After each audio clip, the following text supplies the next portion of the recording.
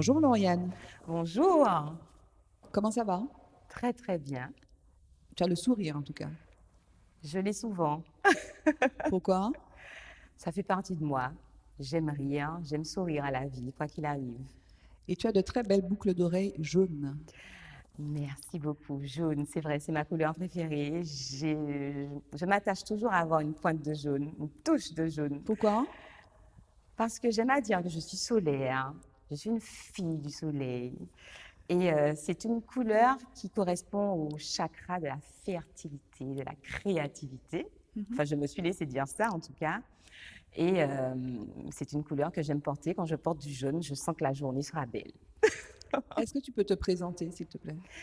Eh bien, Lauriane Zacharie, martiniquaise, euh, auteur, compositeur, interprète, professeur d'histoire-géographie, caribéenne, fille du monde.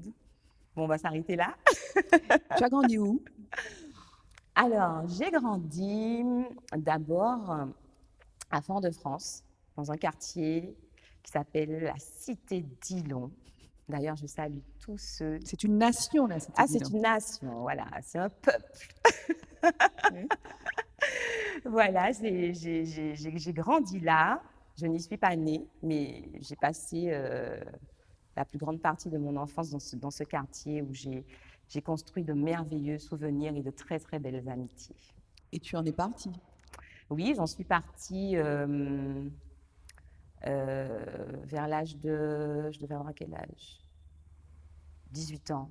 18 ans, pour rejoindre la commune du Lamentin. Mhm.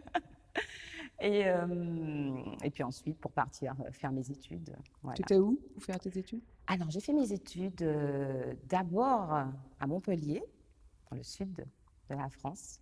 Belle ville. Euh, Merveilleux souvenir aussi. Mhm. Et puis ensuite, j'ai regagné le nord, Paris, où j'ai terminé mes études. Pourquoi tu as choisi d'être chanteuse et prof, ou alors prof et chanteuse? Pour être honnête, je n'ai rien choisi. Je crois qu'il y a des choses qui s'imposent à nous. On va à la rencontre de notre destinée. En fait, euh, la musique, elle a d'abord été là. Je pense que j'ai d'abord été chanteuse avant d'être prof. Pourquoi elle a toujours été là? Parce qu'elle a toujours été présente dans ma famille, à travers ce que mes parents m'ont transmis. Ce sont des mélomanes, donc il y a toujours eu de la musique à la maison. Et puis, très tôt, j'ai chanté. Je chantais tout le temps, partout. Mhm. Mes camarades de classe s'en souviennent encore. Ils me relatent des anecdotes souvent marrantes. Et puis plus tard, c'est vrai que les parents nous guident.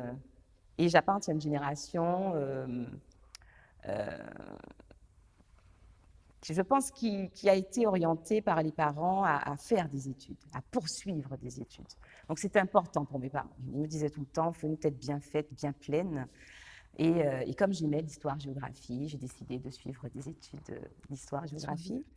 Et puis, naturellement, sans doute dans un certain mimétisme, j'ai décidé d'être prof parce que ma mère l'est. Mais sans jamais abandonner la musique, jamais. Donc, ça n'a pas été un choix, les choses se sont mises en place comme ça, et ça me va. Voilà. Qui sont tes références en matière musicale? Alors, je vais commencer par la Martinique, mes références martiniquaises. La première, c'est Jocelyne Béroir. Euh, je trouve que c'est l'une de nos meilleures interprètes. Elle incarne ses chansons, elle les vit et on les vit avec elle. Et c'est vrai que quand je la regarde sur scène, je me dis, Lauriane, il faut que tu parviennes à faire ça à ta manière, bien sûr. Chaque artiste est unique. Mais c'est vrai que c'est une étoile que je suis comme ça, parce elle est particulièrement inspirante, Jocelyne. Et puis, j'ai été aussi influencée par des voix internationales. Cela dit, Jocelyne est une voix internationale avec Kassav. Mais des voix d'ailleurs, hein, j'ai envie de dire. J'ai beaucoup été influencée par Tracy Chapman, par Myriam Makeba, que ma mère écoutait tout le temps, Mhm. euh, Aretha Franklin, euh, que j'adore. Tu as interprété aussi une chanson qui s'appelle Lumina. Oui, qui est un peu confluence de la musique, on va dire, et puis de ton métier de professeur d'histoire. Pourquoi absolument. je crois que tu as écrit cette chanson? Alors en fait, je l'ai coécrite. Euh, Cette chanson, c'est vrai, ça a été une rencontre avec un destin. Lumina Sophie, c'était une jeune femme dont je n'avais jamais entendu parler au cours de mes études d'histoire. Et, euh, et je découvre cette héroïne de l'insurrection du Sud, 1870. voilà.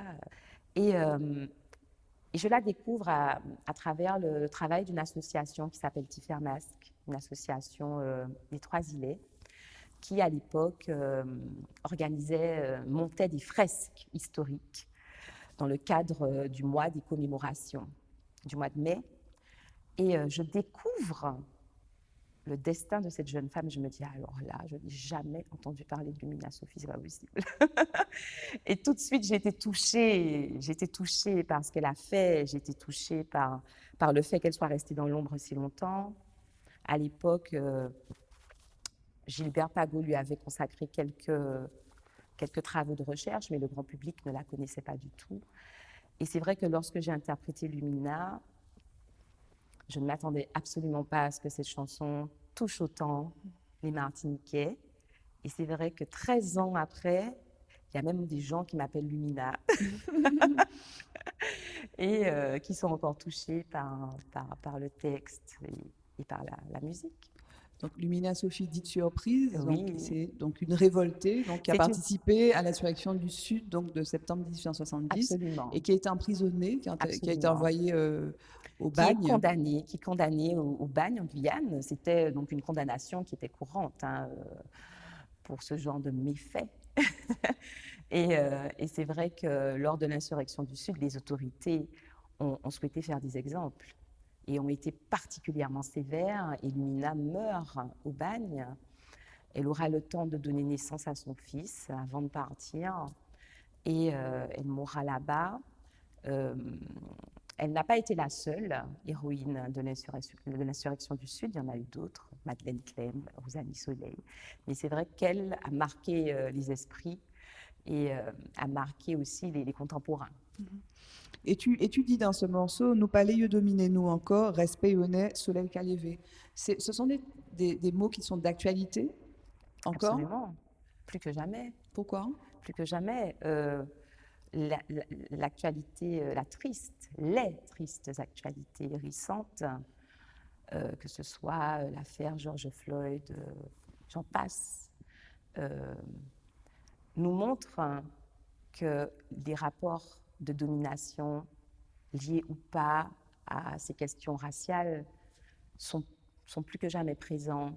Et c'est un combat de tous les jours, de toutes les époques. Je pense que ce sera un leurre que de se dire que ça appartient au passé. Non. Donc, nous parler, de dominer nous encore, de diviser nous encore. Là aussi, la division, elle est toujours au coin de la rue. Il faut toujours se battre pour faire corps et rester unis, pour mener des luttes communes. Donc oui, toujours d'actualité. C'est quoi les combats en Martinique aujourd'hui à mener? Alors, il y en a un qui est fondamental pour moi. C'est le combat lié à la terre, son empoisonnement, au chlordécone, et toutes ces répercussions dans toutes les sphères de la société, que ce soit au niveau sanitaire, avec toutes ces maladies, cancer, endométriose, infertilité. Alors, Qui je, sont liés au chlordécone, je ne sais toutes? pas si c'est lié à cela, mais en tout cas, je lis des choses qui laissent penser que, en tout cas, les pesticides, si ce n'est le chlordécone uniquement, ont un Le impact. glyphosate, le Voilà, paraquat, exactement. Donc la question de la des terre, pesticides. des pesticides et la question de la, comment dire, de la préservation de nos ressources, pour moi, est fondamentale. Nous sommes un petit territoire insulaire. Euh, euh, euh, J'aime me dire que je peux aller dans mon jardin cueillir des fruits et des légumes qui ne vont pas me rendre malade et que les générations qui viendront après moi pourront le faire C'est quand également. même le cas. Donc on peut manger des fruits qui ne vont pas nous rendre malades. Notamment C'est les le fruits, quand on cas, parle du chlordécone, puisque c'est ça le va dans le cas, sang. je suis d'accord, mais il n'empêche que ces questions-là ont créé chez moi et chez beaucoup de gens avec qui j'ai eu l'occasion de discuter, une suspicion, un- une espèce de doute, de doute sur notre environnement. Est-il sain pour nous? Et quand on doute de son environnement, c'est extrêmement dangereux. Extrêmement dangereux parce que, et quand ce doute s'installe, que ce soit au niveau écologique, au niveau économique, à partir du moment où on ne se sent pas bien là où on est, c'est quoi la suite? C'est le désir de partir. Et c'est dramatique pour la Martinique. On sait aujourd'hui que notre territoire perd des habitants. 4000 environ par an. Voilà, qu'il se dépeuple.